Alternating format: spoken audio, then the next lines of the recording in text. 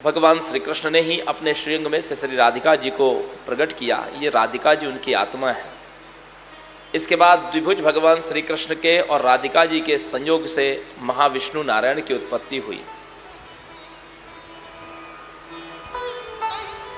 फिर उसके बाद भगवान श्री कृष्ण के श्रीअंग से ही चतुर्भुज नारायण की भी उत्पत्ति हुई। ये चतुर्भुज विष्णु है।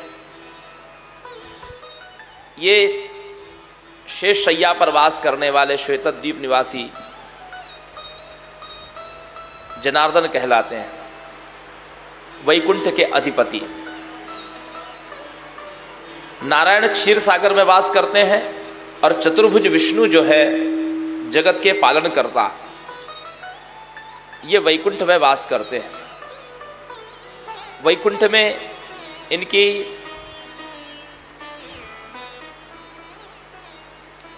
तीन पत्नियां हैं,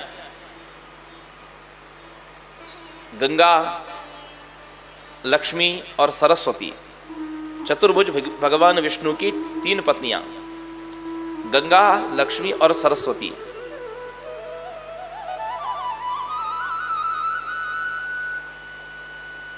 गंगा बहुत अधिक चंचल स्वभाव की होने से भगवान विष्णु को सदैव आकर्षित करती रहती है। एक बार गंगा ने भगवान विष्णु को रिझा रही थी और भगवान भी गंगा की ओर देख करके उसका अनुमोदन दे रहे थे। सरस्वती को यह बात अनुचित जान पड़ी।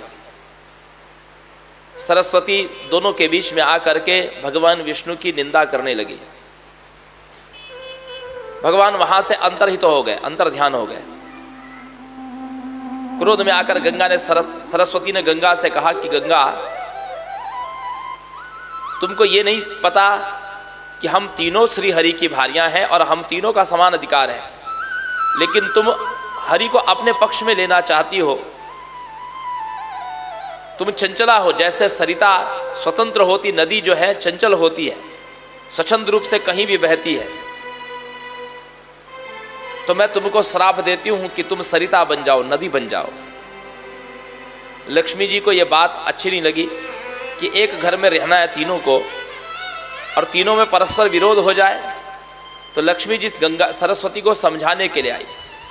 सरस्वती को लक्ष्मी जी पर भी क्रोध आया कि एक तो तुम जड़वत खड़ी रही, तुमको भी बोलना चाहिए था, क्योंकि तुम्हारे भी उतने ही पति हैं जितने मेरे और गंगा के हैं, लेकिन तुमने कुछ भी प्रतिकार नहीं किया। इसलिए मैं तुमको भी श्राप देती हूं कि तुम भी नदी और वृक्ष बन जाओ।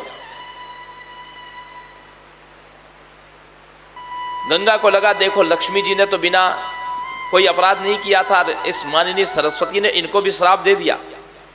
तो गंगा भी क्रोध में आकर के सरस्वती को श्राप देने के लिए उद्धृत हुई।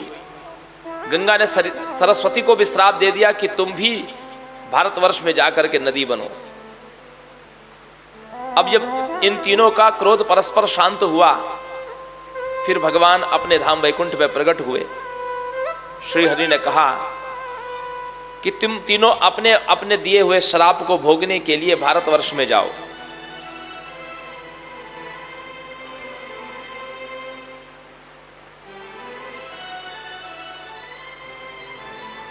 गंगा त्रेता युग में भारतवर्ष में प्रकट होगी।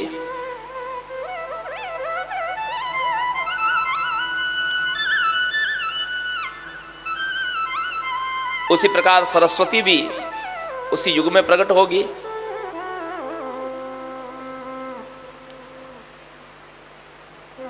लक्ष्मी वृक्ष रूप से, सरस्वती का श्राप है इसलिए वृक्ष रूप से तुलसी बन करके प्रकट होगी। और उसी तुलसी का जो शरीर होगा वह गंडकी नाम की नदी बनेगी, जिसको पद्मावती भी कहते हैं।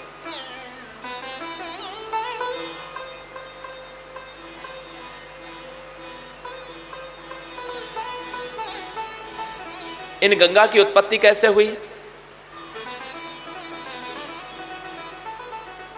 व्यास जी कहते हैं, कार्तिक पूर्णिमा के अवसर पर गोलोक में श्री राधिका जी का महोत्सव मनाया जा रहा था। जहाँ पर ब्रह्मा जी, सरस्वती, लक्ष्मी, भगवान विष्णु, ब्रह्मा जी, भगवान शिव जी, ये समस्त देवी देवता जो प्रधान देवता हैं वे वहाँ पर विद्यमान थे। ये गोलोक में है। गोलोक ब्रह्मांड के ऊपर, जहाँ पर और किसी देवता का प्रवेश नहीं है, इंद्रादिक देवताओं का भी प्रवेश नहीं है, अग्नि, वरुण, कुबेर आदि का प्रवेश नहीं है गोलोक में, जहाँ केवल त्रिदेव और ये त्रिशक्तियाँ ही प्रवेश कर सकती है। गोलोक के जो वासियाँ हैं, गोप गोपिकाएं हैं, जो राधिका जी के अंग से प्रकट हुई गोपियाँ और द्विज श्री कृष्ण के श्रीअंग से गोप प्रकट हुए हैं, ये नित्य लीला करने वाले भगवान के पार्षद हैं।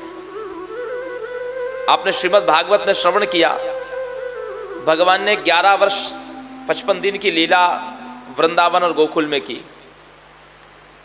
तो गोकुल और वृंदावन की जो लीला है उसमें जो गोप गोपिकाएं हैं ये गोलोक से उतरे हैं, और मथुरा और द्वारिका की जो लीला है भगवान की 114 वर्ष की, इस मथुरा और द्वारिका की लीला में गोलोक के वासी नहीं है, स्वर्ग के देवता हैं, कुछ पृथ्वी के तपस्वी लोग हैं। इस प्रकार से पुण्यात्माओं ने मथुरा और द्वारिका में जन्म लिया। लेकिन गोकुल की जो लीला है, वृंदावन और गोकुल की 11 वर्ष 55 दिन की लीला, इसमें जो गोलोक से गोप गोपिकाएं हैं वो ही उतरे थे धरती पर, क्योंकि ये ब्रज की लीला है। और स्कंद पुराण में वर्णन है कि ये ब्रजभूमि जो 84 कोस की है, ये ब्रह्मा की सृष्टि की नहीं है। ये भगवान राधा कृष्ण जब लीला करने के लिए धरती पर आए थे, आज से लगभग 5,500 वर्ष पूर्व, उस समय राधिका जी के ही आदेश पर भगवान श्री कृष्ण ने उस गोलोक के ही एक पृथ्वी खंड को धरती पर उतारा था।